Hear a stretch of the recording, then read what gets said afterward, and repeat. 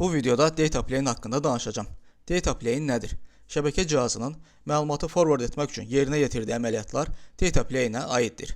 Başqa sözlə desək, məlumatın qəbul edilməsi, proses olunması və həmin məlumatın forward edilməsi ilə bağlı olan bütün proseslər data plane-ə daxildir. Routerların IP paketləri necə forward etdiyinə baxaq.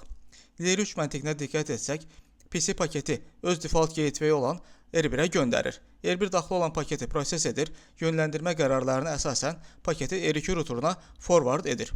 R2 routuru R3 routeruna, R3 routuru da switch'ə doğru forward edir. Switch də öz növbəsində frame'ləri forward və ya discard edir.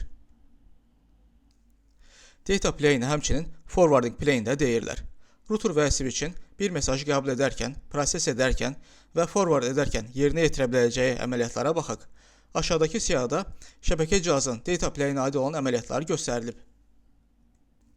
Paketin data link frame-dən çıxarılması, de-encapsulation və yenidən həmin frame-ə yerləşdirilməsi, re-encapsulation.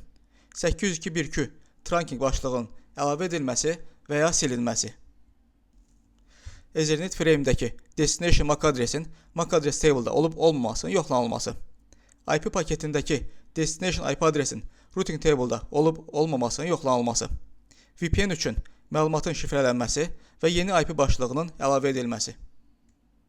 Source və destination IP adresinin dəyişdirilməsi. Buna NAT prosesini nümunə göstərə bilərik.